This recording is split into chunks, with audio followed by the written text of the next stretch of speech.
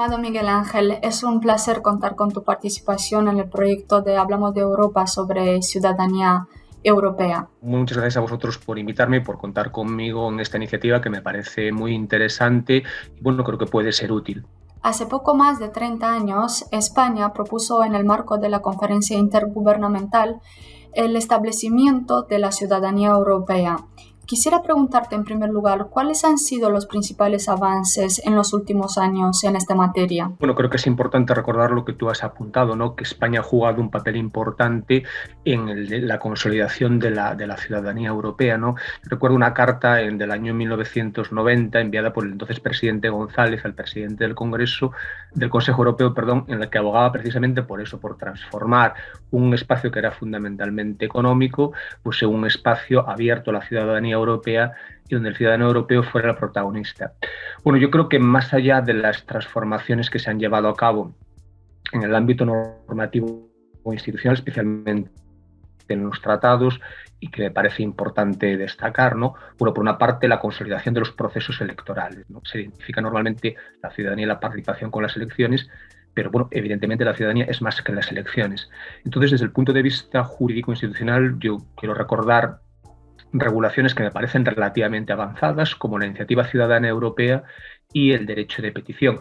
La Iniciativa Ciudadana Europea, por ejemplo, yo creo que está configurada de manera más democrática que lo que está en la Constitución española, en el sentido de que cuantitativamente el número de personas que pueden promover esta iniciativa es más pequeño del que ocurre en España. Por tanto, creo que esas son iniciativas normativas interesantes, ¿no?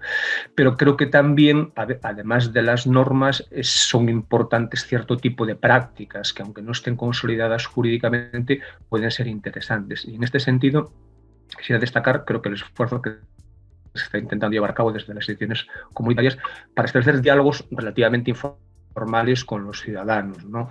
Reuniones con grupos de ciudadanos para valorar cómo debe ser la política de la Unión Europea, las consultas públicas.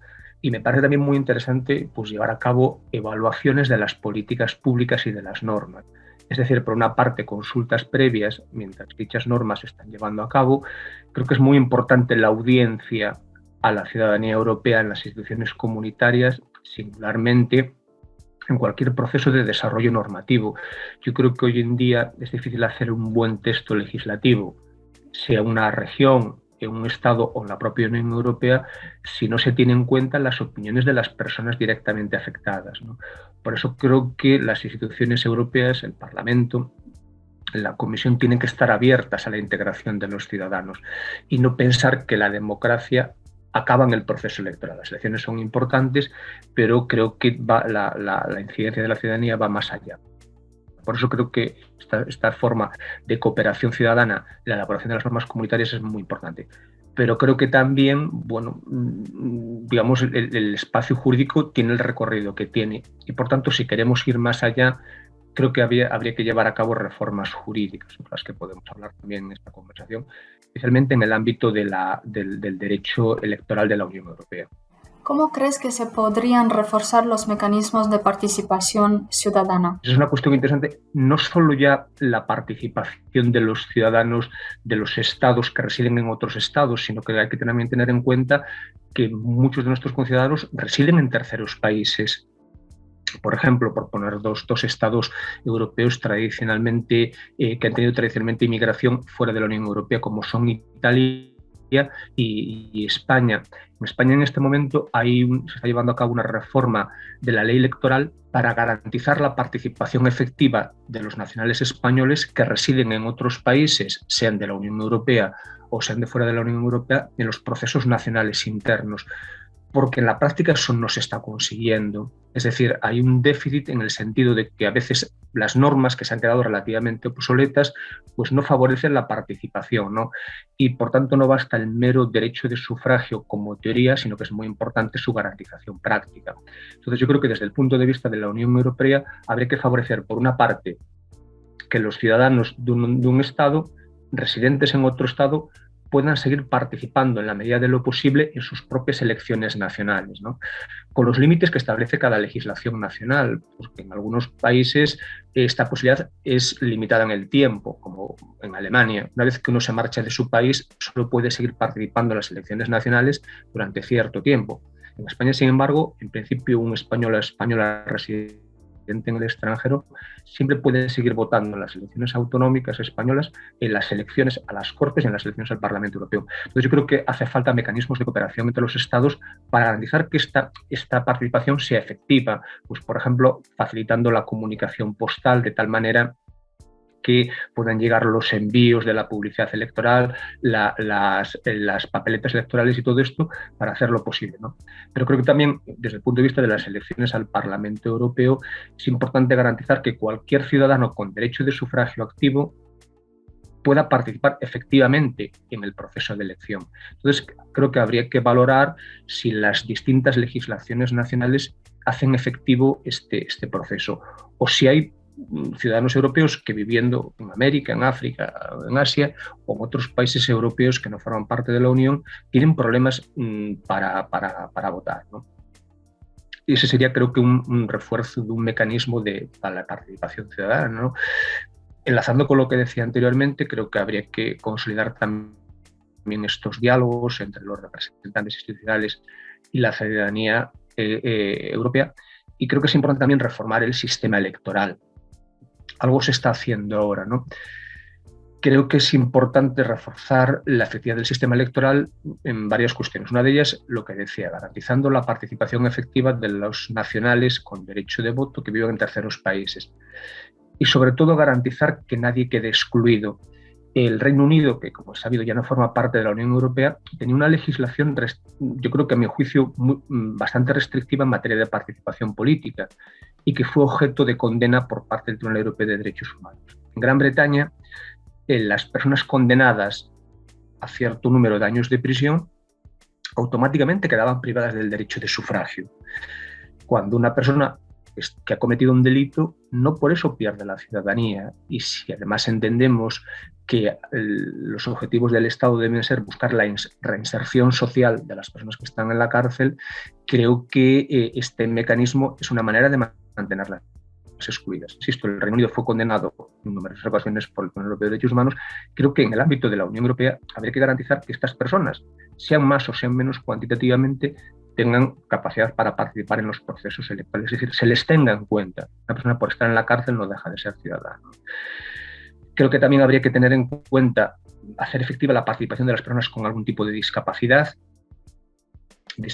visual, es decir, de tal manera que el sistema electoral europeo no excluya a ninguna persona y además garantice que el derecho al sufragio se ejerce de manera secreta y por tanto libre, que todos los colegios electorales son accesibles a las personas con discapacidad, pues que por ejemplo en España no siempre ocurre. Hay personas que van a votar en una silla de ruedas y tienen un tipo de discapacidad y sin embargo no se garantiza su participación efectiva, ¿no? Y yo creo que una cosa que es importante, yo la llevo defendiendo en el ámbito académico en España desde hace bastante tiempo, pero que creo que sería importante también en el ámbito comunitario, es plantearse una reducción de la edad para votar. Hasta ahora, la mayor parte de los estados, la participación en todo tipo de procesos electorales está condicionada al cumplimiento de los 18 años de edad, ¿no? Y parece que eso ya es un punto final, que no se puede bajar más allá de eso, ¿no? Cuando la historia del derecho electoral es justamente la historia de una reducción progresiva de la edad electoral. España, que tuvo las primeras normas electorales en términos históricos hace más de 200 años, al principio solo podías votar con 25 años. Luego se redujo a 23, a 21 y hoy está en 18, ¿no? Creo que sería interesante, porque uno de los objetivos de la Unión es también favorecer la inclusión de las personas jóvenes.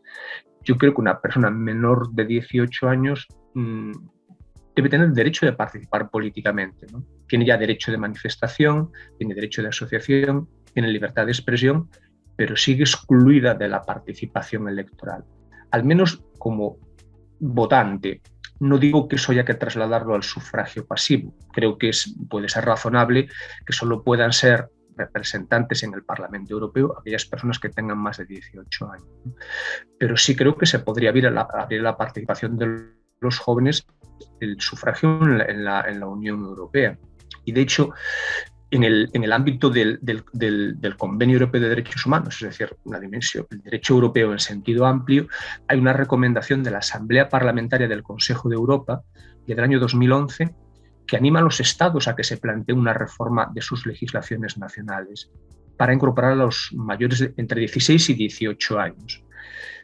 Y eso supondría, en el ámbito de la Unión Europea, creo que estaríamos hablando de millones de personas, que aumentaría, por tanto, el censo y sería un incentivo más para que las personas jóvenes pudiesen participar. A veces se dice que hay una escasa voluntad participativa entre las personas jóvenes, pero creo que eso habría que verificarlo permitiéndoles participar. Luego ya veríamos si eso fomenta o no la participación política, ¿no?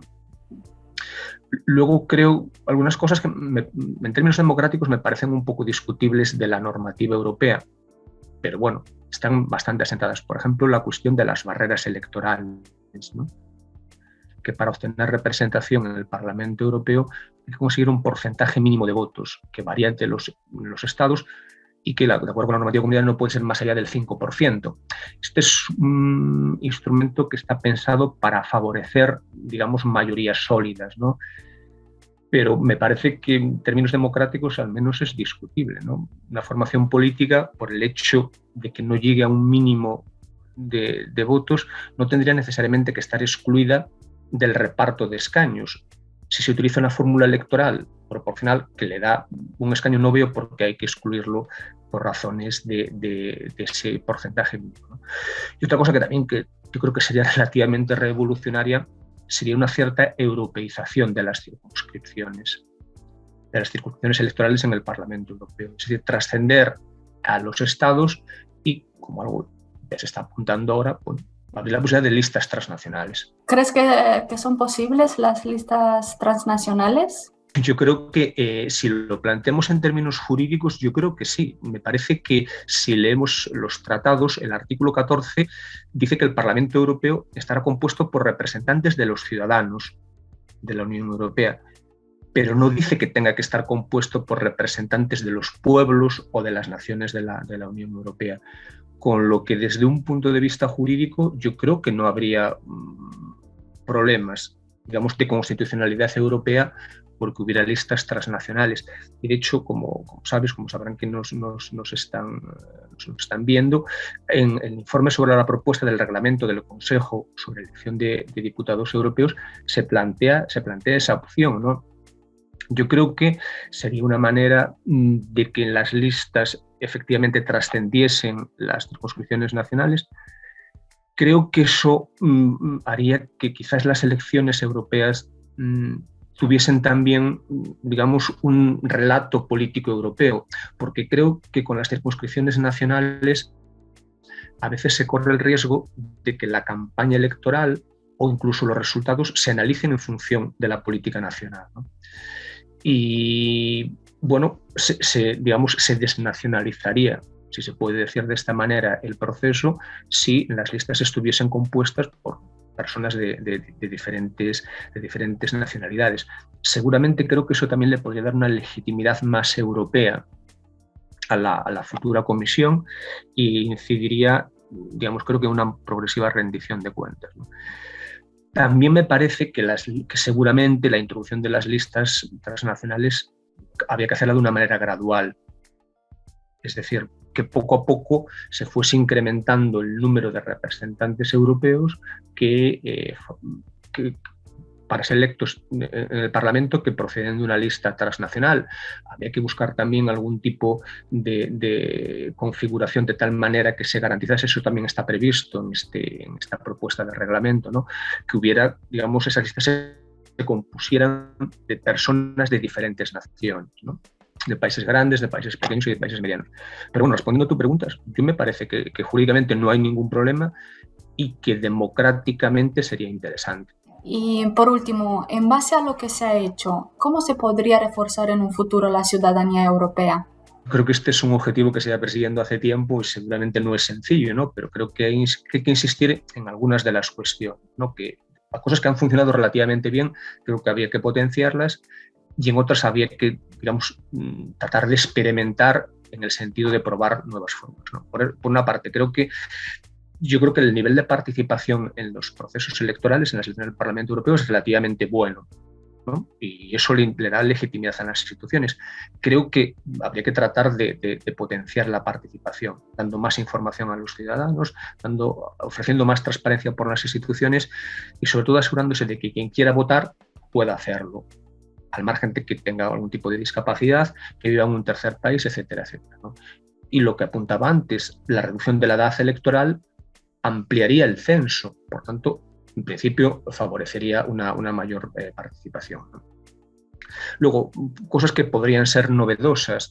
En España hay una discusión recurrente sobre la cuestión de la educación para la ciudadanía, ¿no? Una suerte de educación constitucional, de tal manera que los niños y niñas que están en la escuela, pues poco a poco vayan tomando conciencia de su condición de ciudadanos, a pesar de ser menores de edad, y de la importancia de la participación, ¿no? Bueno, pues yo creo que habría que apostar por también una educación para la ciudadanía europea, ¿no? Que los niños y las niñas sean conscientes de que viven en un país, en este caso en España, pero que está integrado en una organización más amplia, ¿no? Entonces, ir transmitiendo esa idea de que además de ser español o italiano o de Rumanía, pues formas parte de la Unión Europea, ¿no? Luego, una segunda cuestión que me ha apuntado un compañero de Derecho Internacional Público de la Universidad de Oviedo, el profesor Javier Ballina, que es tratar de regular de alguna manera los grupos de interés, que es algo que está muy regulado, como se sabe, en Estados Unidos, pero no tanto en Europa. Es decir, yo creo que cualquier grupo social, económico, tiene interés a veces, digamos, en influir en cómo se hacen las cosas en Europa, ¿no? Y a veces, en ser escuchados, en aportar sus propuestas. Entonces, yo creo que para que esto, digamos, se haga de una manera más transparente y se sepa a veces quién promueve ciertas cosas, pues sería interesante que hubiese algún tipo de regulación, ¿no? Y una última cuestión que me parece muy importante y que en este sentido yo creo que la Unión Europea está llevando la iniciativa y los estados van bastante detrás, es todo lo que tiene que ver con la regulación de la inteligencia artificial, ¿no? La inteligencia artificial me parece que es un fenómeno que ya está transformando nuestras sociedades, que influye de una manera muy importante en múltiples aspectos de nuestra vida, que afecta a muchos derechos fundamentales, y creo que en este caso está ya a punto de aprobarse un reglamento del Parlamento y del Consejo por el que se aprueba una suerte de ley sobre la inteligencia artificial. Creo que en los próximos meses la presidencia española tendría que digamos, contribuir al desarrollo de esta iniciativa, y creo que es muy importante además luego que los estados colaboren en ella, ¿no? Porque, repito, la inteligencia artificial está ahí. La Unión Europea, a través de distintas declaraciones del Parlamento, es consciente de que no llevamos la iniciativa en el plano tecnológico. La iniciativa en el plano tecnológico claramente está en China y en Estados Unidos, pero la Unión Europea podría tratar de llevar una suerte de iniciativa jurídica, es decir, de establecer un modelo de cómo debe de regularse la inteligencia artificial para, aprovechando sus fortalezas, mantener una cierta cautela respecto a los riesgos, ¿no? Y los riesgos que supone la inteligencia artificial, y voy concluyendo, pues pueden afectar a los procesos electorales, tienen que ver también con los sesgos que hay en las redes sociales, con cosas muy importantes desde el punto de vista ciudadano, como los que tienen que ver con la identificación policial, la policía predictiva, todo lo que tiene que ver, algo que ha preocupado mucho a la Unión Europea, como es la protección de datos, ¿no? Entonces, yo creo que la inteligencia artificial es uno de los grandes retos que afecta a todas las estructuras de los estados y particularmente a la democracia. Muy interesante todo lo que propones, Miguel Ángel. Muchísimas gracias por tu aportación a este proyecto. Muchas gracias a vosotros. Gracias.